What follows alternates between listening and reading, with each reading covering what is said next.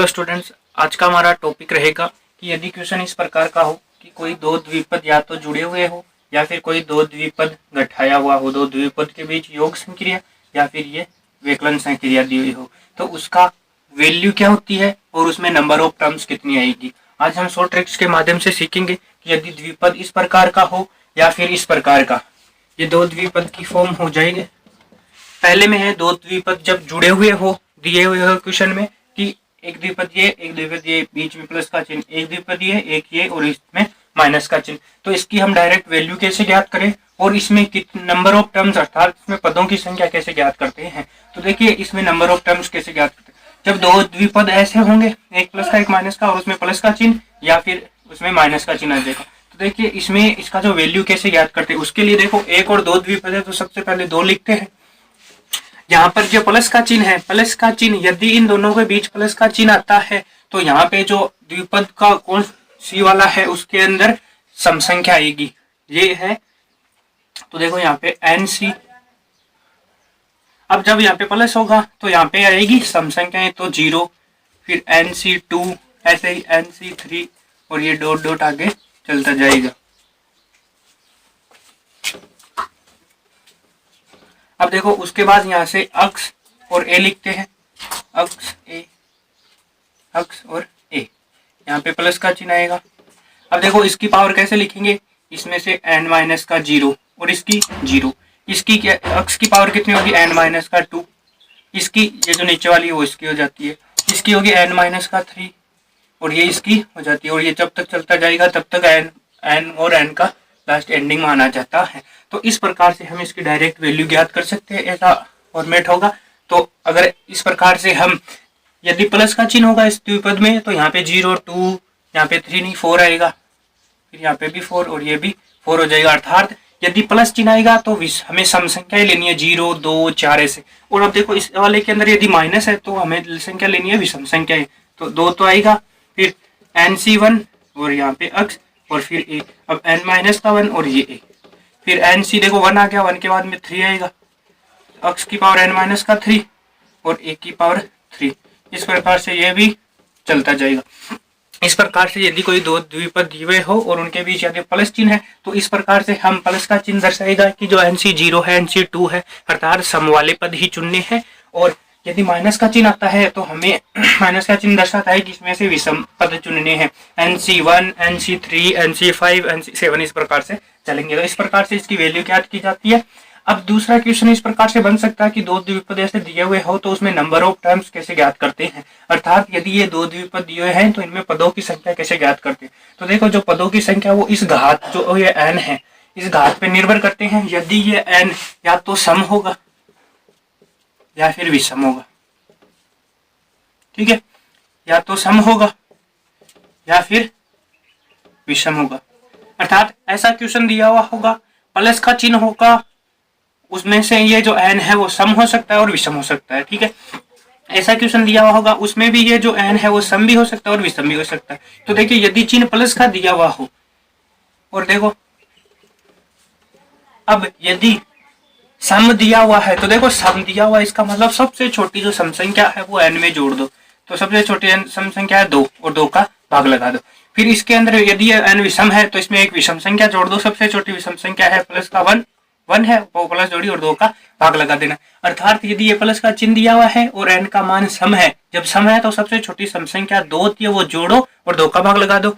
और ये n है वो विषम है और विषम है तो n में सबसे छोटी विषम संख्या 1 है, 1 जोड़ो और 2 का भाग लगा दो, तो उसमें जो नंबर ऑफ टर्म्स है वो निकल के आ जाएगी। इसी प्रकार अब माइनस वाला है, यदि बीच में ये चिन्ह माइनस का आ जाता है तो देखिए सम और विषम वाला दोनों फैक्टर उसमें भी रहेंगे। अब इसमें देखो क्या होता है कि यदि विषम है, जब विषम होते हैं इस n का मान तब तो ये का यही इसमें होता है, विषम संख्या ही जोड़नी पड़ती है, ठीक है। अब बात आती है सम की, यदि इस n का मान सम हो जाए तो यहाँ पे 2 नहीं जोड़ना है, इसमें डायरेक्ट n/2 करते हैं तो इसमें नंबर ऑफ टर्म्स निकल के आ जाती है। इस प्रकार से हम किसी भी द्विपद में यदि ऐसा कुछ दिया हुआ दो द्विपद के बीच में या तो प्लस संक्रिया होगी या फिर माइनस संक्रिया होगी, प्लस संक्रिया होगी या माइनस संक्रिया होगी, उसकी वैल्यू है वो इस प्रकार से ज्ञात होगी। माइनस का चिन्ह है तो 1, 3, 5 आगे ऐसे चलना है, यदि प्लस संख्या तो 0 2 4 6 ऐसे चलना है और नंबर ऑफ टर्म्स निकालनी है। यदि सम है, देखो दोनों को कॉम्बिनेशन करते हैं, विषम है तो दोनों में बराबर आएगी, चाहे यहाँ पे प्लस हो चाहे माइनस हो। यदि n का मान विषम है तो आपको डायरेक्ट इसमें एक जोड़ना है, 2 का भाग लगा देना, नंबर ऑफ टर्म्स आ जाएगी। बात आती है कि जब ये सम हो जाता है, जब ये सम हो जाता है और प्लस का चिन्ह है तब तो 2 जोड़ के 2 का भाग लगाना है, और ये माइनस होता है तब 2 जोड़ना नहीं है, डायरेक्ट जो n का मान दिया हुआ उसमें 2 का भाग लगा दो, उसमें नंबर ऑफ टर्म्स निकल के आ जाएगी। तो ये थी हमारी आज की शॉर्ट ट्रिक्स। अब हम इससे रिलेटेड 1-2 क्वेश्चन सोल्व कर लेते हैं ताकि आपको ये ट्रिक आसानी से समझ में आ जाए। तो देखिए जो हमारा क्वेश्चन है वो है कि √2 + 1 इसकी होल पावर 5 प्लस √2 - 1 की होल पावर 5 का मान ज्ञात कीजिए। तो द वैल्यू ऑफ √2 + 1 की होल पावर 5 प्लस √2 - 1 की होल पावर 5। यदि ऐसा कोई द्विपद दिया हुआ हो तो हमें उसकी वैल्यू कैसे ज्ञात करते हैं। तो देखिए फंक्शन को देखते ही आपको पता है कि यदि प्लस चिन्ह आया है, तो मैंने ट्रिक के अंदर बताया था कि यदि प्लस चिन्ह दिया हुआ है तो हमें जो पद चुनना है वो सम संख्या वाला चुनना है। अर्थात हम यहाँ पे लगाएंगे, देखो 2 तो लगाना ही है उसकी वैल्यू के लिए, उसके बाद में n का मान है 5 तो 5c। अब देखो प्लस है, इसका मतलब है 0 2 4 6 से चुनना है तो 0, फिर अक्स की जगह √2 है तो √2 की पावर मैंने क्या बताया था, इसमें से ये घटाओ, 5 में से 0 गए तो 5, और यहाँ पे एक की जगह 1 है तो इसकी पावर ये हो जाती है 0, ठीक है, प्लस 5 n अब 2, फिर √2 की पावर इसमें से इसे घटाओ 3 और 1 की पावर 2 प्लस 5c। अब देखो 0 2 अब 4, 3 नहीं लेनी है 4 लेनी है, और ये हो जाएगा √2 की पावर इसमें से घटाएंगे 1 और 1 की पावर ये 4। अब देखो इसके बाद में क्या आएगा, 4 के बाद 6 आता है, लेकिन 5 में से 6 को चुन नहीं सकते तो ये हमारा यहाँ तक ही जाएगा, ठीक है। उसके बाद में अब देखो 5c 0 की वैल्यू 1 होती है, इसकी वैल्यू क्या होती है, इसको लिखते हैं √2 और √2। ये पेड़ 2 बनाएगा, ये वाला पेड़ भी 2 बनाएगा, और ये √2 ऐसा करता तो 2 2 4 और √2, तो हम इसको 4 √2 लिखेंगे। इसको मैं रफ कर देता हूँ, तो इसकी वैल्यू आ गई, इसकी 1 हो जाएगी, ये प्लस। अब देखो इसको कैसे खोलते हैं, इसको 2 बार खोलेंगे, अर्थात 5 गुणा 4 और 2 गुणा 1, ठीक है, और इसकी वैल्यू हो जाएगी 2 √2 गुणा ये 1 प्लस का ये, इसमें से इसको ये बराबर होता है कि जो 5c 4 है वो बराबर होगा 5c 1 के, इसको इसमें से घटाते हैं तो बराबर आता है उसके, तो इसका वैल्यू होती है, इसे एक बार लिखेंगे तो 5 आ जाएगी, और ये √2, तो यहाँ से ये कट जाएगा, ये हो जाएगा 4 √2, 5 और 20 √2 प्लस का 5 √2, ये देखो 20 25 25 से 4 29 √2, और जब इनको मल्टीप्लाई कराएंगे तो 58 √2। देखो इसकी जो लंबी प्रोसेस है, यदि आप जो इसका ये क्रमचय संचय में पढ़ोगे, इसका जो फॉर्मूला वगैरह इसे खोल के सोल्व करोगे तो आपका कम से कम एक पेज जरूर भर जाएगा, और उसमें छोटी मोटी मिस्टेक करने की भी प्रॉब्लम रहती है, क्योंकि उस एग्जाम टाइम में छोटी मोटी मिस्टेक हो सकती है। तो आप इस तरीके से करोगे, आपको डायरेक्ट ध्यान रखना है कि यहाँ पे प्लस चिन्ह है तो 0 2 4 उठाना है, इस प्रकार से सोल्व करना है, और इस प्रकार से आप बड़ी आसानी से इसका आंसर ज्ञात कर सकते हो। तो जो ऑप्शन नंबर हमारा डी है वो इसका राइट आंसर हो जाएगा। चलते हैं अगले क्वेश्चन में। तो हमारा जो अगला क्वेश्चन है वो है कि √3 + 1 की होल पावर 5 माइनस √3 - 1 की होल पावर 5 का मान होगा। मान ज्ञात करना, ये 4 ऑप्शन है। द वैल्यू ऑफ √3 + 1 की होल पावर 5 प्लस √3, यहाँ पे माइनस है, √3 - 1 की होल पावर 5। तो जैसा कि मैंने ट्रिक में आपको बताया था कि यहाँ पे यदि आपको माइनस का चिन्ह दिखता है तो आपको लेनी है कौन सी, विषम संख्या, और विषम संख्या लेंगे तो देखो n का मान 5 है, c अब विषम संख्या लेंगे तो 1 से लेंगे, फिर यहाँ पे √3 5 में से गया 4, फिर 1 की पावर 1, ठीक है, उसके बाद प्लस का चिन्ह, 5c 1 आ गया, अब 3 आएगा, और √3 की वैल्यू 5 में से 3 गई है तो, और 1 की पावर ये 3 हो जाएगी। अब देखो 1 3 अब आएगा 5, तो 5c 5, √3 की वैल्यू 0 और 1 की वैल्यू 5। इसे सोल्व कर लेते हैं बड़ी आसानी से, ये हो जाएगा 5 और ये हो जाएगा 9, ये 1 होगा ही। ये देखो किसके बराबर होगा, 5 में से 3 गए तो 5c 2 के, तो 5 को 2 बार खोलो, 5 4 और फिर 2 को खोल दो, और ये हो जाएगा 3 ये 1, 5C, 5 की वैल्यू 1, ये 1 और ये भी 1।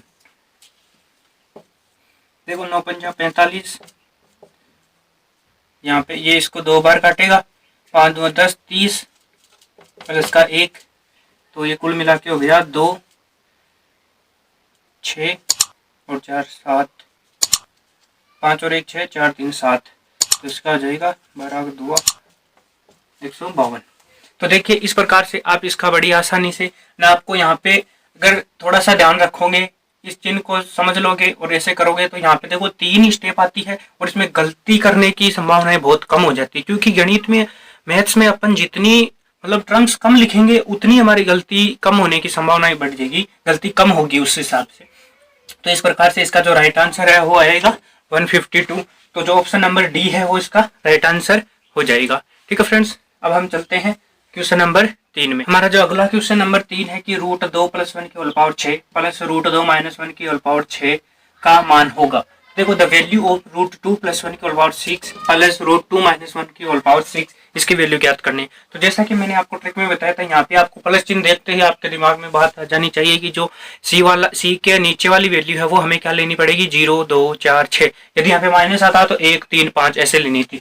तो देखिए अब पहले 2 लिखते हैं, उसके बाद में सी, तो ये n का मान तो 6 है, फिर सी। अब जो यहाँ पे नीचे वाली वैल्यू है प्लस का चिन्ह हमें ये दर्शाता है कि यहाँ पे 0 2 4 6 से लेनी है।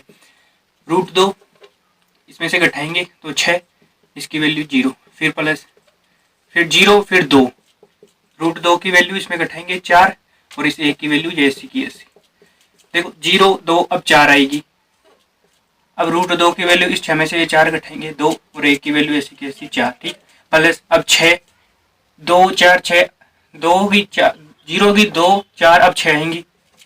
√2 की वैल्यू 0 और 1 की वैल्यू 6, इस प्रकार से होगी। अब देखो ये 0 की वैल्यू 1, ये 1/3 हो जाएगी, 2 दूनी 4 दूनी 8, ये 1 प्लस ये देखो 6 2 बार खुलेगा, 6 × 5, फिर 2 2 का 6 से काटेगा तो ये 3, और ये है 4 तो 1/2 है, तो ये 2 की 2 का स्क्वायर भी 4, ये गुणा 1। ये है 4 है तो 6 में से 4 गए 2 थी तो 6 × 5, फिर नीचे 2 आएगी, यहाँ पे 6 × 5, फिर 2 × 1 इंटू ये 2 × 1 प्लस 1 × 1 × 1, इस प्रकार से ये हो जाएगी। तो देखो ये 8 4 3 12, यहाँ पे देखो 6 × 5, फिर 2 × 2, यहाँ पे देखो थोड़ी मिस्टेक हो गई, ये वाला होगा 6 × 5, फिर 2 × 1, फिर ये 4 पावर है तो ये आधी हो जाएगी, तो 2 2 का स्क्वायर 4 और ये 1। अब देखो इससे ये इसको काटेगा 2 6 5 6 5 30, तो 30 2 60। ठीक है, अब ये इसको काट देगी 6 5 30 और ये 1 हो जाएगी। तो अब देखो 30 90 91 और ये 99, तो इसकी जो वैल्यू है 198 हो जाएगी। तो इसकी जो वैल्यू है वो ऑप्शन नंबर बी है, वो इसका राइट आंसर हो जाएगा। इस प्रकार से हम बड़ी आसानी से ज़्यादा कैलकुलेशन न करते हुए ऐसे एग्जाम में अपना टाइम मैनेज करते हुए राइट आंसर निकाल सकते हैं। चलते हैं अगले क्वेश्चन में। जैसा कि आज हमने 2 ट्रिक सीखी है, जिसमें से हमने पहली ट्रिक के ऊपर 3 क्वेश्चन सोल्व कर लिए हैं। अब चौथा क्वेश्चन है कि यदि अक्स जोड़ k की power 100 plus x minus k की पावर 100 हो तो इसके प्रसार में पदों की संख्या क्या होगी, टोटल टर्म्स कितने होंगे। तो देखिए टोटल टर्म्स ज्ञात करने के लिए मैंने ट्रिक बताई थी कि इसके लिए हमें एक तो इस प्लस ये जो बीच में चिन्ह है इस चिन्ह की और इस नंबर इसकी घात, इस दोनों को देखना है। पहली बात देखते हैं हम इस घात को, इस चिन्ह को देखते हैं प्लस है या माइनस है। तो यहाँ पे प्लस चिन्ह है, उसके बाद देखते हैं इस n को, तो n की जो वैल्यू है वो आती है 100 और ये क्या है, सम संख्या है। मैंने बताया था कि जब सम संख्याएं होती है, सम संख्या के लिए अब साइन क्या है, पॉजिटिव साइन है। जब पॉजिटिव साइन होता है तो सम संख्या के लिए क्या होता है, इसमें 2 ऐड करते हैं, n प्लस का 2, फिर 2 करते हैं तो इसकी वैल्यू आ जाती है। तो देखो 100 और 2 प्लस 2/2, तो ये हो जाएगा ये 50, यहाँ से 51 आंसर आ जाएगा। तो इस प्रकार से हम इसका आंसर ज्ञात कर सकते हैं। तो इसका जो राइट आंसर है ऑप्शन नंबर डी इसका राइट आंसर हो जाएगा। ठीक है फ्रेंड्स, एक क्वेश्चन और करते हैं ऐसा ही। चलो स्टूडेंट्स, जो हमारा पांचवा क्वेश्चन है वो है कि x प्लस 5√2 की whole power 50 plus x minus 5√2 की होल पावर 50 के प्रसार में पदों की संख्या ज्ञात कीजिए। तो इसके लिए सबसे पहले हम देखते हैं पॉजिटिव चिन्ह यहाँ पे, उसके बाद देखते हैं इसकी जो पावर है वो क्या है, 50 है, 50 है, जो कि क्या है, एक सम संख्या है। और जब पावर सम संख्या होती है और पॉजिटिव चिन्ह होता है तो हम उसमें 2 ऐड करते हैं और 2 का डिवाइडेशन करते हैं। तो 50 और 2 52 हो गए, और 52 में 2 का भाग देंगे तो 26 2 52 होते हैं। तो इसका ऑप्शन है, आप देखते ही टिक कर सकते हैं 52। तो इस प्रकार से आप एग्जाम में यदि कुछ ऐसा क्वेश्चन, मैं नहीं कहता कि ऐसा ही क्वेश्चन, देखो मेरा उद्देश्य ये है कि मैं आपको ट्रिक सिखा सकूं। कई स्टूडेंट्स कमेंट करते हैं कि सर आप क्वेश्चन बहुत इजी लाते हो, तो क्वेश्चन से कोई मतलब नहीं, आपको ट्रिक सीखनी है। आपका काम है कि आप यहाँ से ट्रिक सीखो, फिर आपके पास जो भी पुस्तक है, जो भी एक्सरसाइज बुक है, उनसे इस प्रकार के क्वेश्चन उठाओ और उनको खुद करो। तुम लोग इस ट्रिक के माध्यम से करो ताकि आपको वो याद हो जाए। अब मैं कितने क्वेश्चन कराऊं ताकि आपको याद हो जाएंगे, इसलिए मेहनत आपको करनी पड़ेगी। यहाँ से सिर्फ आपको ट्रिक सीखने को मिल सकती है। और ये इजी क्वेश्चन मैं इसलिए कराता हूँ क्योंकि आप इजी क्वेश्चन करोगे तो आपके पास अंदर सेल्फ कॉन्फिडेंस आएगा कि हाँ भाई ये ट्रिक मैं सीख चुका हूँ। यदि फिर आप अपने आप को प्रूफ करने के लिए ऐसे ही क्वेश्चन ढूंढोगे, आप एक्सरसाइज बुक में ऐसे ही क्वेश्चन ढूंढोगे, उन्हें करोगे, ऐसे कोशिश करते रहोगे, मेहनत करते रहोगे, तभी आप ज्यादा सीख पाओगे। एक क्वेश्चन और करा देता हूं ताकि आपको ये ट्रिक और अच्छी तरीके से समझ में आ जाए। आपको ट्रिक कैसी लगी आपको कमेंट करके जरूर बताना है, क्योंकि इसी से मुझे पता चलेगा कि मुझे कितने स्टूडेंट जुड़ रहे हैं, उन्हें क्या समझ में आ रहा है या नहीं समझ में आ रहा है। तो आपको ये क्वेश्चन सिर्फ ट्रिक समझने के लिए करवाए जा रहे हैं। आपको यहाँ से सिर्फ ट्रिक सीखनी है। ट्रिक सीखने के बाद आपको जो भी आपकी एक्सरसाइज बुक है या प्रैक्टिस बुक है आपके लिए पास में, आप उस प्रैक्टिस बुक में से ऐसे क्वेश्चन उठाइए जो इन ट्रिक के माध्यम से आप कर सकते हो। क्योंकि इस ट्रिक मैं इस प्रकार की काफी सारी ट्रिक्स करवाऊंगा आपको जो आपके एग्जाम पैटर्न के आधार पर रहेगी, और ये क्वेश्चन एग्जाम में आए हुए क्वेश्चन में ही उठाए गए हैं, तो आपको हेल्पफुल रहेंगे। चलते हैं अगले क्वेश्चन में। तो हमारा जो अगला क्वेश्चन नंबर 6 है वो है कि x जोड़ 3√2 की whole power 11 plus 3 x minus 3√2 की होल पावर 11 के प्रसार में कुल पद होंगे। Total number of terms in the exception of x जोड़ 3√2 की whole power 11 plus x minus 3√2 की होल पावर 11। इसके अंदर हमें पदों की संख्या याद करनी है। तो देखिए इसके लिए मैंने बताया था कि पहले ये चिन्ह देखना है, पॉजिटिव चिन्ह, ठीक है, पॉजिटिव और नेगेटिव को देख लेंगे, ठीक है। उसके बाद हमें मेन किरदार है इस पावर का, इस पावर को देखेंगे। तो अब ये पावर सम है या फिर विषम है। तो देखिए जब ये विषम संख्या है, यहाँ पे 11 है, वो है विषम संख्या। तो हमने सीखा था कि जो विषम संख्या यहाँ पे चाहे विषम में तो चिन्ह प्लस हो चाहे माइनस हो, विषम संख्या का तो आपको हमेशा फॉर्मूला यही याद रखना है। ऐसा कुछ भी फंक्शन दिया हुआ हो, यहाँ पे यदि पावर विषम आ रही तो यहाँ पे प्लस हो माइनस हो कुछ नहीं देखना, सिर्फ एक जोड़ो और 2 का भाग लगा दो, आपका राइट आंसर आ जाएगा। 11 है, 11 में एक जोड़ेंगे 12 और 2 का भाग लगाएंगे तो जो 6 है वो राइट आंसर आ जाएगा। आंख बंद करके आपको यहाँ पे देखना है, यदि पावर विषम 11 ही नहीं कोई भी विषम संख्या दिख जाए, प्लस माइनस को नहीं देखना है, डायरेक्ट एक जोड़ना है और 2 का भाग दे देना है, डायरेक्ट आंसर आ जाएगा। इसको आपको जब ये सम संख्या होती है तब आपको प्लस माइनस देखना है। यहाँ पे सम होगी, यहाँ पे प्लस होगा तब तो 2 जोड़ के भाग देना है, और यदि माइनस है और सम संख्या है तब 2 नहीं जोड़ना है, डायरेक्ट 2 का भाग देना है। तो आप उसमें नंबर ऑफ टर्म्स निकाल सकते हो। चलते हैं सही अगले क्वेश्चन में। तो स्टूडेंट्स हमारा अगला क्वेश्चन नंबर जो 7 है, क्वेश्चन नंबर 7 है वो है कि x प्लस √2 की whole power 25 minus x minus √2 की होल पावर 25 इसके प्रसार में पदों की संख्या। Total number of terms in the exception of x plus √2 की whole power 25 minus x minus √2 की होल पावर 25। तो इसके लिए देखो मैंने यहाँ पे यदि आपको ये वाली टर्म जो n है वो मैंने बताया है कि यदि ये विषम दिख जाए, आपको विषम संख्या देखते यहाँ पे प्लस माइनस कुछ नहीं सोचना, आपको डायरेक्ट एक जोड़ो 2 का भाग लगा दो। 25 है, एक 26 हुआ, 26 में 2 का भाग देंगे 13। तो इसका जो राइट आंसर है वो ऑप्शन नंबर ए हो जाएगा। तो आप इस प्रकार से नंबर ऑफ टर्म्स और उसकी वैल्यू ज्ञात कर सकते हैं। आज मैंने 7 क्वेश्चन करवाए हैं। आप इन क्वेश्चंस को इस हिसाब से देखें कि मुझे ये ट्रिक समझनी है। ये क्वेश्चन करोगे आपको लगेगा ये तो इजी है, इससे क्या मतलब है, ऐसा वैसा।